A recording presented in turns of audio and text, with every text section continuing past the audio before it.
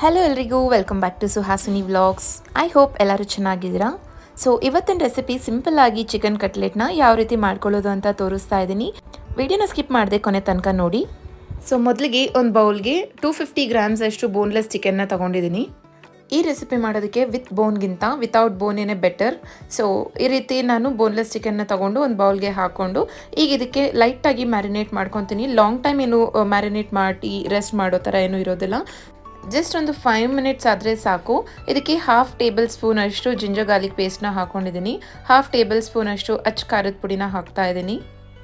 1/4 table spoon ಅಷ್ಟು ಅರಿಶಿನ add ಮಾಡ್ಕೋತಾ ಇದ್ದೀನಿ. ಆ್ಯಂಡ್ ಇಲ್ಲಿ ಒಂದು ಹಾಫ್ ಟೇಬಲ್ ಸ್ಪೂನ್ ಅಷ್ಟು ಸಾಲ್ಟ್ನ ಆ್ಯಡ್ ಮಾಡ್ಕೋತಾ ಇದ್ದೀನಿ. ಸಾಲ್ಟ್ನ ಮತ್ತೆ ನಾವು ಆ್ಯಡ್ ಮಾಡ್ಕೋತೀವಿ. ಈಗ ಇದನ್ನು ಮ್ಯಾರಿನೇಟ್ ಮಾಡ್ಕೊಳ್ಳೋವಾಗ ಒಂದು ಹಾಫ್ ಟೇಬಲ್ ಸ್ಪೂನ್ ಆದರೆ ಸಾಕಾಗತ್ತೆ. ಇದನ್ನು ಚೆನ್ನಾಗಿ ಮಿಕ್ಸ್ ಮಾಡ್ಕೋಬೇಕು.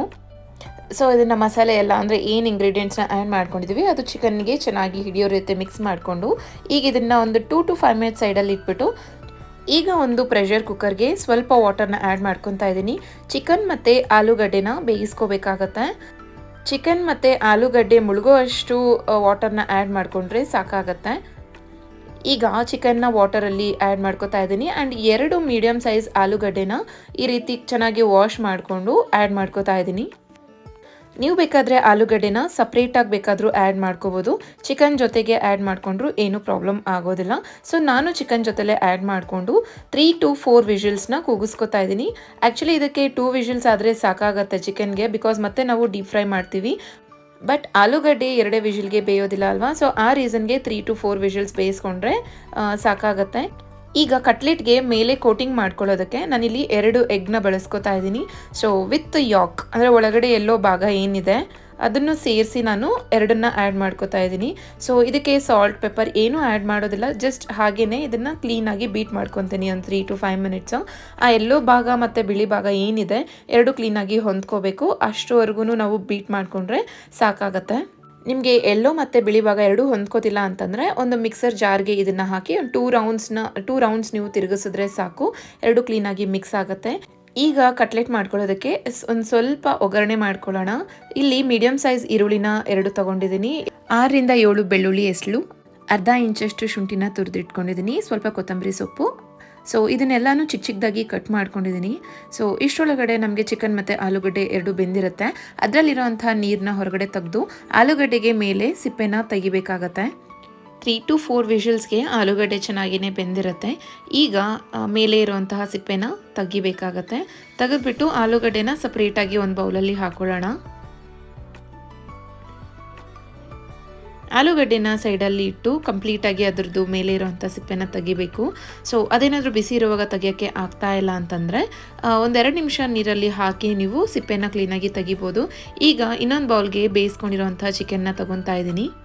ಈಗ ಚಿಕನ್ನ ಉದುರಾಗಿ ಅಂದರೆ ಎಳೆಯಾಗಿ ಬಿಡಿಸ್ಕೋಬೇಕಾಗತ್ತೆ. ನಿಮಗೆ ಎಷ್ಟು ಚಿಕ್ಕದಾಗಿ ಸಾಧ್ಯನೋ ಅಷ್ಟು ಚಿಕ್ಕದಾಗಿ ಇದನ್ನು ಎಲ್ಲ ಕಟ್ ಮಾಡ್ಕೋಬೇಕಾಗತ್ತೆ. ಅಂದರೆ ಕೈಯಲ್ಲೇ ನಾವು ಈ ರೀತಿ ಕಟ್ ಮಾಡ್ಕೋಬೇಕಾಗತ್ತೆ. ಆಲ್ರೆಡಿ ಚಿಕನ್ ಬೆಂದಿರುತ್ತೆ ಅಲ್ವಾ. ಸೊ ಕೈಯಲ್ಲಿ ಈ ರೀತಿ ಕ್ಲೀನಾಗಿ ಎಳೆದ್ರೆ ಅದು ಬಂದುಬಿಡುತ್ತೆ. ಈಗ ಒಗ್ಗರಣೆ ಮಾಡ್ಕೊಳ್ಳೋದಕ್ಕೆ 5 to 6 ಟೇಬಲ್ ಸ್ಪೂನ್ಸ್ ಅಷ್ಟು ಆಯಿಲ್ನ ಒಂದು ಫ್ರೈಯಿಂಗ್ ಪ್ಯಾನ್ಗೆ ಆ್ಯಡ್ ಮಾಡ್ಕೋತಾ ಇದ್ದೀನಿ. ಸೊ ಆ್ಯಡ್ ಮಾಡಿಕೊಂಡು ಲೈಟಾಗಿ ಎಣ್ಣೆ ಬಿಸಿ ಆದಮೇಲೆ ಚಿಕ್ಕದಾಗಿ ಚಾಪ್ ಮಾಡ್ಕೊಂಡಿರುವಂತಹ ಹಸಿಮೆಣ್ಸಿನ್ಕಾಯಿನ ಹಾಕ್ಕೊಂಡಿದ್ದೀನಿ. ಆ್ಯಂಡ್ ಬೆಳ್ಳುಳ್ಳಿ ಮತ್ತು ಶುಂಠಿನ ಆ್ಯಡ್ ಮಾಡ್ಕೋತಾ ಇದ್ದೀನಿ. ಶುಂಠಿನ ಹಾಕಬೇಕಾದ್ರೆ ಲೋ ಫ್ಲೇಮಲ್ಲಿ ಇಟ್ಕೊಂಡು ಫ್ರೈ ಮಾಡ್ಕೊಳ್ಳಿ, ಬಿಕಾಸ್ ಶುಂಠಿ ಬೇಗ ತಳ ಹಿಡಿಯುತ್ತೆ ಅಲ್ವಾ. ಸೊ ಆ ರೀಸನ್ಗೆ ಲೋ ಫ್ಲೇಮಲ್ಲಿ ಇಟ್ಕೋಬೇಕಷ್ಟೇ. 2 to 3 ಮಿನಿಟ್ಸ್ ಇದನ್ನು ಕೈ ಆಡಿಸ್ಕೊಂಡು ಚಿಕ್ಕದಾಗಿ ಕಟ್ ಮಾಡ್ಕೊಂಡಿರ್ತೀವಲ್ವ ಈರುಳ್ಳಿನ, ಅದನ್ನು ಆ್ಯಡ್ ಮಾಡ್ಕೋಬೇಕಾಗತ್ತೆ. ನಾವು ಈರುಳ್ಳಿ ಜಾಸ್ತಿ ಹಾಕ್ಕೊಂಡ್ರೂ ಏನೂ ಪ್ರಾಬ್ಲಮ್ ಆಗೋದಿಲ್ಲ. ನಾವು ಚಿಕನ್ ಏನು ತೊಗೊಂಡಿರ್ತೀವಿ ಸೇಮ್ ಕ್ವಾಂಟಿಟಿ ಡಬಲ್ ಆಗುತ್ತೆ. 250 ಗ್ರಾಮ್ಸ್ ಅಷ್ಟು ಚಿಕನ್ ಆದರೆ ಮಿಕ್ಕಿದ ಇಂಗ್ರೀಡಿಯೆಂಟ್ಸ್ ಎಲ್ಲ ಒಂದು 250 ಗ್ರಾಮ್ಸ್ ಅಷ್ಟು ಬರುತ್ತೆ. ಓವರಾಲ್ ಒಂದು 500 ಗ್ರಾಮ್ಸ್ ಅಂತಲೇ ಅನ್ಕೋಬೋದು. ಸೊ ಕಟ್ಲೆಟ್ಗೆ ಪ್ರಿಪೇರ್ ಮಾಡ್ಕೊಳ್ಳೋದಕ್ಕೆ 500 ಗ್ರಾಮ್ಸ್ ಅಷ್ಟು ಬ್ಯಾಟರ್ ಅಂದರೆ ಈ ಮಿಕ್ಸ್ಚರ್ ಏನಿದೆ ಅದು ರೆಡಿ ಆಗುತ್ತೆ. ಇಲ್ಲಿ ನಾನು ತೊಗೊಂಡಿರೋಂಥ ಚಿಕನ್ ಮತ್ತು ಈ ಬೇರೆ ಇಂಗ್ರೀಡಿಯೆಂಟ್ಸ್ ಎಲ್ಲದಕ್ಕೂ 12 ರಿಂದ 15 ಕಟ್ಲೆಟ್ ಆಗುತ್ತೆ. ಸೊ ನಾವು ಮಾಡ್ಕೊಳ್ಳೋ ಸೈಜ್ ಮೇಲೆ ಡಿಪೆಂಡ್ ಆಗುತ್ತೆ. ನಾನು ಸ್ವಲ್ಪ ದಪ್ಪ ಸೈಜಲ್ಲೇ ಮಾಡ್ಕೊತಾ ಇದ್ದೀನಿ. ಸೊ ಇದರಲ್ಲಿ 13 ರಿಂದ 15 ಕಟ್ಲೆಟ್ಸ್ನ ಮಾಡ್ಕೋಬೋದು. ಸೊ ಈಗ ಇದನ್ನೆಲ್ಲ ಫ್ರೈ ಮಾಡ್ಕೊಬೇಕು. ಇಲ್ಲಿ ಆಯಿಲ್ ಜಾಸ್ತಿ ಏನು ಬೇಕಾಗೋದಿಲ್ಲ, 5 to 6 ಟೇಬಲ್ ಸ್ಪೂನ್ಸ್ ಅಷ್ಟೇ ಸಾಕು, ಬಿಕಾಸ್ ನಾವು ಮತ್ತೆ ಡೀಪ್ ಫ್ರೈ ಮಾಡ್ತೀವಲ್ಲ ಆ ಒಂದು ರೀಸನ್ಗೆ. ಆ್ಯಂಡ್ ಇಲ್ಲೀಗ ಲೈಟಾಗಿ ಕಲರ್ ಚೇಂಜ್ ಆಗಬೇಕು. ಈರುಳ್ಳಿ ಚೇಂಜ್ ಆದಮೇಲೆ ಚಿಕ್ಕದಾಗಿ ಕಟ್ ಮಾಡ್ಕೊಂಡಿರ್ತೀವಲ್ವ ಚಿಕನ್ ಪೀಸಸ್ಸು ಅದನ್ನು ಇಲ್ಲಿ ಆ್ಯಡ್ ಮಾಡ್ಕೋತಾ ಇದ್ದೀನಿ. ಚಿಕನ್ ಹಾಕ್ಕೊಂಡಿದ್ದಾದಮೇಲೆ ಮೀಡಿಯಮ್ ಫ್ಲೇಮಲ್ಲಿ ಇಟ್ಕೊಂಡು 3 to 5 ಮಿನಿಟ್ಸ್ ಇದನ್ನು ಕುಕ್ ಮಾಡ್ಕೋಬೇಕು. ಈಗ ಆವಾಗಲೇ ಆಲೂಗಡ್ಡೆ ತೊಗೊಂಡಿದ್ವಲ್ವ ಅದನ್ನು ಸಹ ಆ್ಯಡ್ ಮಾಡ್ಕೋತಾ ಇದ್ದೀನಿ. ಸೊ ಆಲೂಗಡ್ಡೆನ ಇಲ್ಲಿ ಆ್ಯಡ್ ಮಾಡ್ಕೋತಾ ಇದ್ದೀನಿ. ನೀವು ಬೇಕಾದರೆ ಇದನ್ನು ಸ್ಮ್ಯಾಶ್ ಮಾಡಿಬಿಟ್ಟು ಕೂಡ ಆ್ಯಡ್ ಮಾಡ್ಕೋಬೋದು. ಇವಾಗ ಸ್ಮ್ಯಾಶ್ ಮಾಡಿಕೊಂಡ್ರೂ ನಡೆಯುತ್ತೆ. ಸೊ ಈಗ ಆಲೂಗಡ್ಡೆ ಎಲ್ಲ ಚಿಕನ್ಗೆ ಚೆನ್ನಾಗಿ ಹೊಂದ್ಕೊಳ್ಳೋ ರೀತಿ ಸ್ಮ್ಯಾಶ್ ಮಾಡಿಕೊಂಡು ಚೆನ್ನಾಗಿ ಮಿಕ್ಸ್ ಮಾಡ್ಕೋತಾ ಇದ್ದೀನಿ. ಆಲೂಗಡ್ಡೆ ಕಂಪ್ಲೀಟಾಗಿ ಸ್ಮ್ಯಾಶ್ ಆಗಬೇಕು. ಪಲ್ಯಕ್ಕೆ ಮಾಡ್ಕೊತೀವಲ್ವ ಆ ರೀತಿ ಗಂಟಾಗಿ ಎಲ್ಲೂ ಇರಬಾರ್ದು. ಸೊ ಆಲೂಗಡ್ಡೆನ ಚೆನ್ನಾಗಿ ಸ್ಮ್ಯಾಶ್ ಮಾಡ್ಕೊಂಡ್ರೆ ನಮಗೆ ಕಟ್ಲೆಟ್ ಮಾಡುವಾಗ ಈಸಿ ಆಗುತ್ತೆ, ಉಂಡೆ ರೀತಿ ಬರುತ್ತೆ. ಇಲ್ಲ ಅಂತಂದರೆ ಅದು ಬ್ರೇಕ್ ಆಗೋ ಚಾನ್ಸಸ್ ಇರುತ್ತೆ.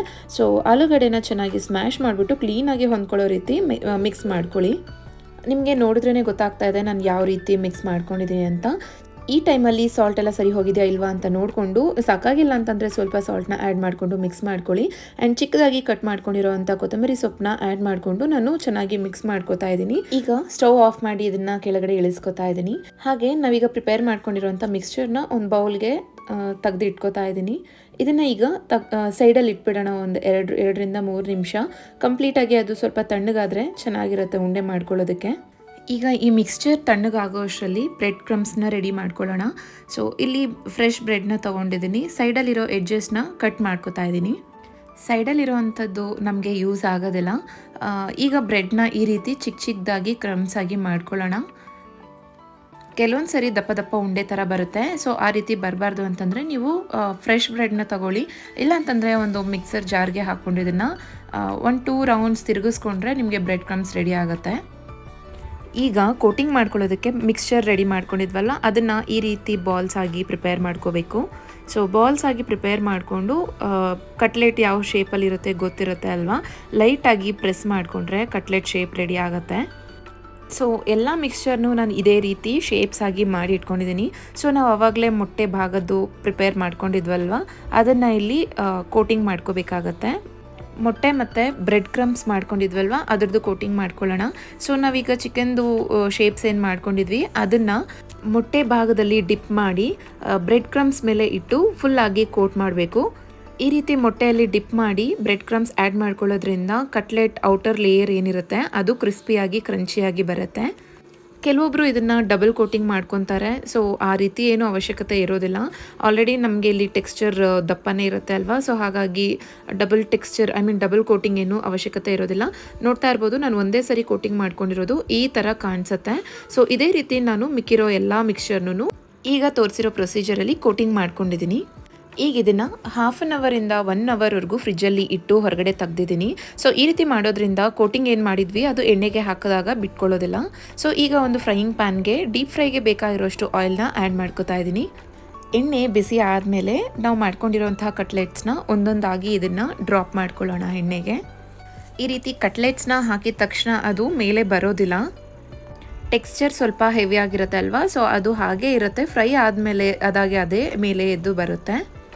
ಆ್ಯಂಡ್ ಎಣ್ಣೆಗೆ ಹಾಕುವಾಗ ಮೀಡಿಯಮ್ ಫ್ಲೇಮಲ್ಲಿದ್ದರೆ ಸಾಕು. ಹೈ ಫ್ಲೇಮಲ್ಲಿದ್ದರೆ ಮೇಲೆ ಇರೋಂಥ ಬ್ರೆಡ್ ಕ್ರಮ್ಸ್ ಎಲ್ಲ ಸೀದೋಗ್ಬಿಡುತ್ತೆ, ಒಳಗಡೆ ಏನು ಬಾಯ್ಲ್ ಆಗಿರೋದಿಲ್ಲ. ಸೊ ಮೀಡಿಯಮ್ ಫ್ಲೇಮಲ್ಲಿ ನಾವು ಇದನ್ನು ಎಣ್ಣೆಗೆ ಹಾಕಿದ ತಕ್ಷಣ ಸ್ಪೂನಲ್ಲಿ ತಿರುಗಿಸ್ಬಾರ್ದು, ಬಿಕಾಸ್ ಇದು ಬ್ರೇಕ್ ಆಗೋ ಚಾನ್ಸಸ್ ಇರುತ್ತೆ. ಸೊ ಆದಷ್ಟು ಎಣ್ಣೆಗೆ ಹಾಕಿದಾದ್ಮೇಲೆ ಒಂದು 2ರಿಂದ 3 ನಿಮಿಷ ಫ್ರೈ ಆಗಲಿ. ಅದಾದಮೇಲೆ ನಾವು 2 ಕಡೆ ಈವನ್ ಆಗಿ ಫ್ರೈ ಮಾಡ್ಕೋಬೇಕು.